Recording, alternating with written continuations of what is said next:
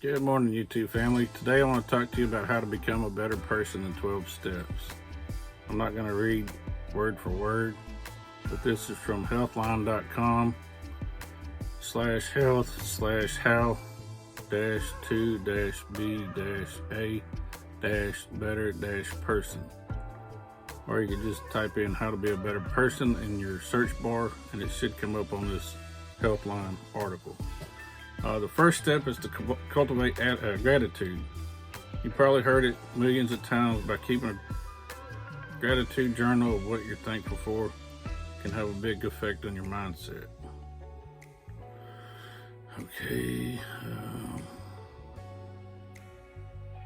You can think of being grateful as an acronym called GIFTS. G is for growth, personal growth, like learning a new skill. I for inspiration, moments or things that inspired you. F, friends and family, people who enrich your life. T for tranquility, the small in-between moments, such as enjoying a cup of coffee or a good book. S for surprise, the unexpected or a nice favor. And these are all things that we can be grateful for. Number 2, greet everyone you meet. For me, that's kind of hard because I'm kind of introverted, but I'm also called to be a pastor, so it's an oxymoron. So that's something I need to work on. It could be as simple as a nod, a smile to strangers passing by, or just saying good morning. These are all simple things that we can use to greet people. Try a digital detox. Can I get a witness? It seems like more and more, even myself, we're constantly on our phones, on our computers, watching TV, just whatever. I mean, we have all this white noise coming into our minds, and then we wonder why our thoughts are, all over the place. So sometimes it's good to do like a fast and put the phone down for an hour, 2 hours, even a full day, go hiking or something and leave your phone in the vehicle. Number 4, use positive self-talk, and this is really good because a lot of sports people, they will visualize them winning, and then they will live up to that visualization. You can practice positive self-talk by stating a fact and following up with some optimism. Facts plus optimism equals positivity. Number 5, practice random acts of kindness. We could all do this. Try doing something nice for someone at random. Pay a compliment to a stranger. This is always a blessing when you get the compliment. Buy lunch for your colleague, especially if they're a lower pay grade than you. Send a card to a friend. This is kind of obsolete because a lot of the times we'll shoot a text or an email or hit them up on Facebook. But the card in the mail would be a personal touch. You can make a donation to someone in need. There's a lot of GoFundMe things out there. Now you can use the Cash App to help people. We just had a hurricane on the southeastern border of the United States. So those people are in definitely need of help to get back on their feet and get their homes restored. Number 6, eat at least one meal mindfully. When you're caught up in the middle of a hectic day, it's tempting to rush through your meal without listening to your body. Mindful eating gives you a chance to check in with both your physical feelings and your emotions. It says here to pick a meal, even if it's just a sandwich, and take your time eating it. It's another area where I need help in. Notice the difference, taste, and textures. It's a type of mini meditation that can act as a simple de-stressor, says Rowntree. Number 7, get enough sleep.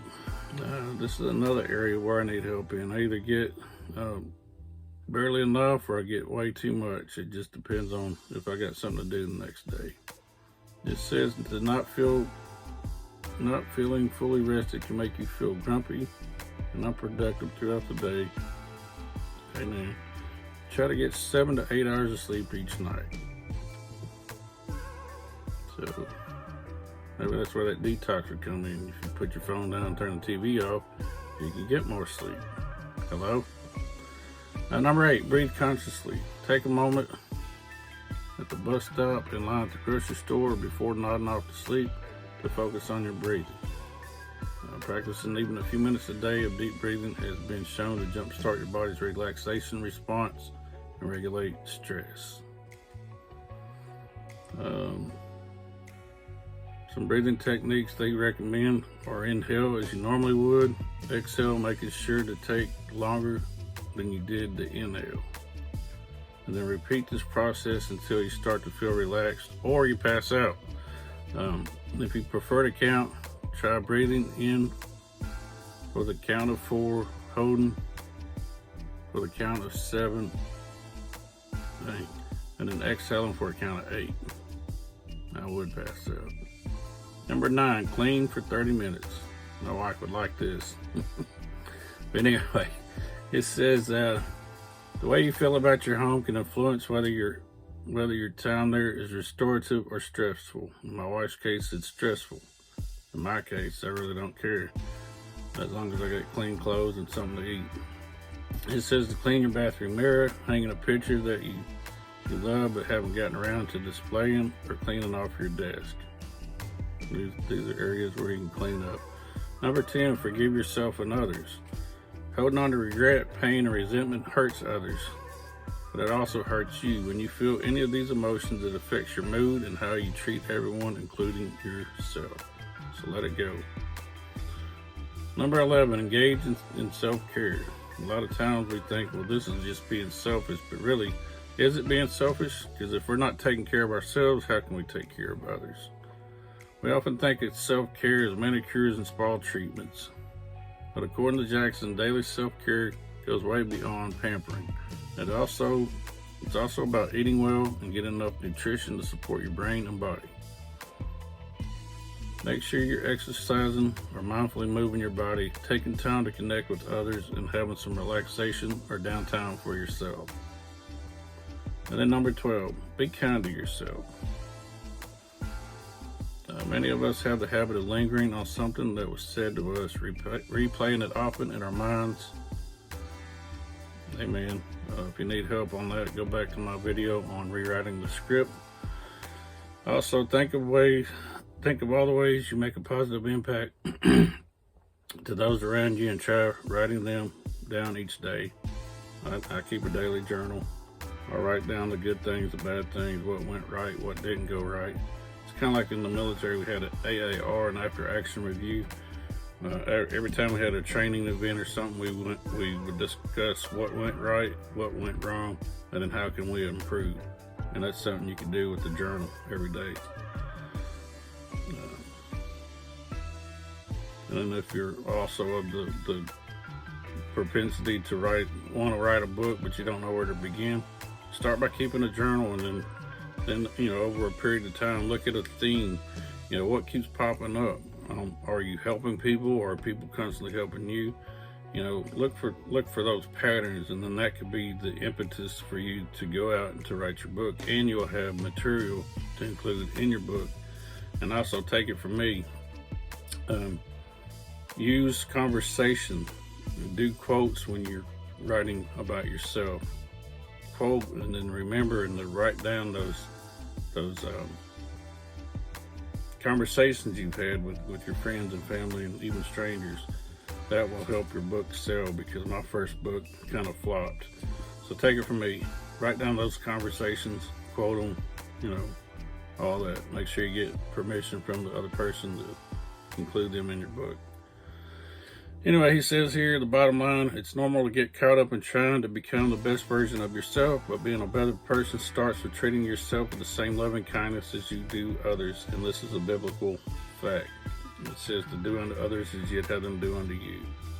So, if you want others to treat you well, treat them well. That means not judging yourself harshly when you fall short of your goals, and showing yourself patience and compassion on your bad days. Because we will have bad days. Keep in mind that there are many ways to become a better person, and those offered here are just a few. Find what makes you feel joyous and nurturing to try to build them into your daily life. I know this was kind of long, but I hope you received something from it. For more information, you can go to that article on Healthline on how to be a better person. Remember, Jesus loves you. I love you. Have a good day.